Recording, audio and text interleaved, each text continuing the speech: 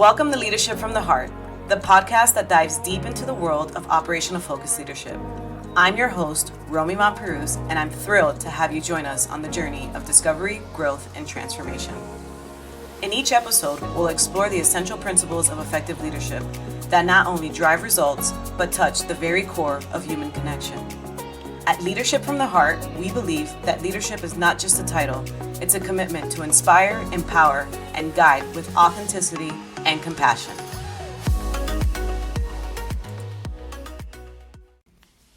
Welcome to the first episode of Leadership from the Heart. I'm your host, Romie, and today we're diving into a crucial topic for all leaders at any stage in their journey: developing the skills to not take things personally and embracing unattached leadership. At Leadership from the Heart, we're dedicated to helping leaders like you build and rebuild cultures, unlock their authentic power, and lead with a people-first approach. Today, we're going to explore how adopting an unattached leadership mindset can help you remain objective, resilient, and focused on the bigger picture. So whether you're a seasoned leader, fine-tuning your skills, or just stepping into leadership, this episode is for you. Let's get started. My personal journey. To set the stage, let me share a personal story of mine from the early days of leadership back in 2008. It was my first encounter with office gossip that revolved around me. Naturally, I felt angry and betrayed that someone I worked with would spread false information, and my initial reaction was to plan a retaliation strategy. But that's where my mentor Jack stepped in, and he taught me a crucial lesson. He said these things are bound to happen, and while reporting it for investigation is valid, retaliation only escalates the issue. Jack's advice was clear. Employees should never sense that you're upset, even if they've given you a reason to be. This was my first lesson in emotional resilience, without me even knowing it at the time. I share this memory because it was a pivotal point in my leadership journey, teaching me as a leader it was not about me, it's about them. Now fast forward 15 years and I've encountered numerous incidents. Thanks to that early lesson, I've learned to navigate unwanted criticism, a differing of opinions, and tough conversations with grace. Today, I want to delve into the heart of how I embrace unattached leadership, and I hope that it resonates with you and your journey too. Unattached leadership does not mean that you're detached from your team or their concern. Instead, it's about separating your personal identity from the criticism you receive. Understand that criticisms often reflect the other person's perspectives and experiences, and by not taking things personally, you can open the space for constructive dialogue, growth, and understanding. Differences of opinions are natural and sometimes even necessary for any thriving team. When you adopt unattached leadership, you acknowledge that these differences don't diminish your leadership capabilities or abilities. Instead, they enrich discussions and lead to better decisions. Remember that you're leading a diverse group of varied perspectives, and your role is to facilitate the exchanges of ideas, not to suppress them. Challenging conversations can be daunting, but with unattached leadership, you can approach them with composure. Your focus shifts from being right to finding the solution that benefits the team and the organization. By not emotionally being tied to the outcome, you maintain your professionalism, even in the face of adversity. Next, I want to give you guys a few practical steps of how to practice and enhance your unattached leadership. The first piece of advice that I would like to give you guys is a pretty important one. It's how to practice self-awareness. Every leader should embrace learning emotional intelligence. As a people leader, its value is much greater than that of IQ. Emotional intelligence is the ability to identify and regulate one's emotions and actually understand the emotions of others. It's the key to how you respond to what life gives to you. Self-awareness is the first step of managing your reaction.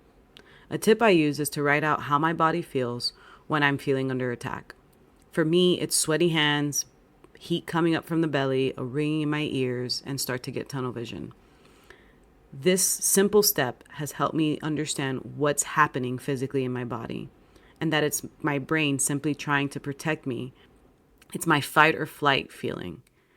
And ever since I've written it down, I've noticed when it's about to happen or when it's happening, and I'm able to stop the impulsive loop that continued prior to this.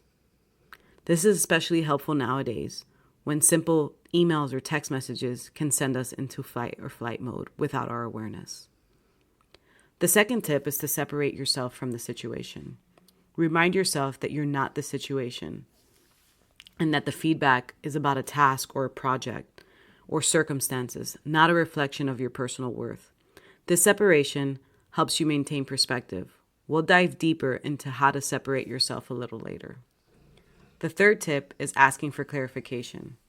If something seems personal or hurtful, ask for clarification to ensure you fully understand the intention behind the statement or the action.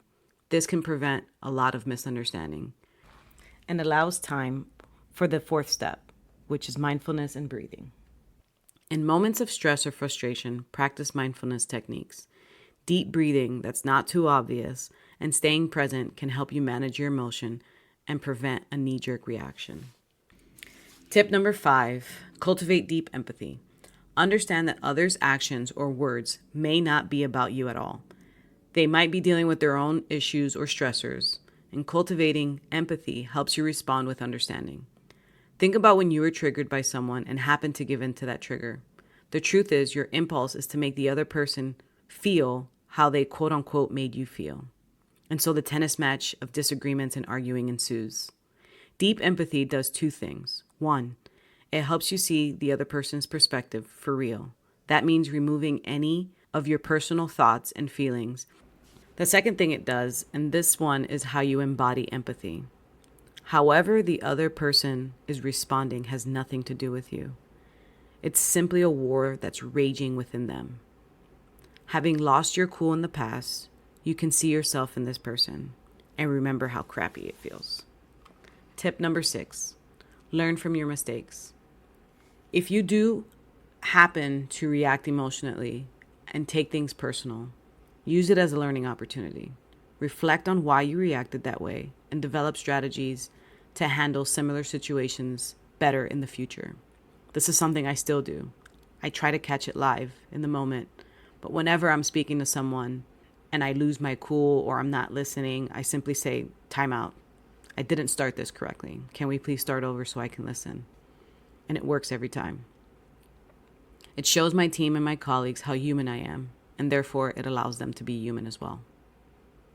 Tip number 7, regularly seek constructive feedback. Encourage open and honest feedback from colleagues and team members. This helps you view feedback as an opportunity for growth rather than criticism. Those are my 7 tips. And so by practicing these strategies, you can develop an unattached leadership skill for not taking things personal. And over time, this approach will enable you to lead with greater objectivity, emotional resilience, and a focus on achieving the best outcomes for your team and organization. As a leader, it's important to self-regulate so that you can help regulate those you lead. As we wrap up, I hope that my journey and insights into unattached leadership have resonated with you. Remember that leadership growth is an ongoing process, and adopting an unattached mindset takes time. By not taking things personally, you'll empower yourself to lead with clarity, empathy, and resilience. As a leadership coaching company committed to operational excellence and people-first leadership, Leadership from the Heart is here to support you on this journey. Thank you for tuning in, and until next time, lead authentically and lead from your heart. Thank you for joining us on another insightful episode of Leadership from the Heart. We hope that you've gained valuable tools and inspiration to transform your leadership approach and create lasting impact within your organization. If you enjoyed today's episode, be sure to subscribe, rate, and review our podcast. Your feedback means the world to us and helps us reach more aspiring leaders like you. Remember, leadership is a journey and one that we're all on together. So until next time, lead with purpose, lead with empathy, and lead from your heart. This is Romie Cruz signing off, reminding you that your leadership has the power to shape a brighter future for all.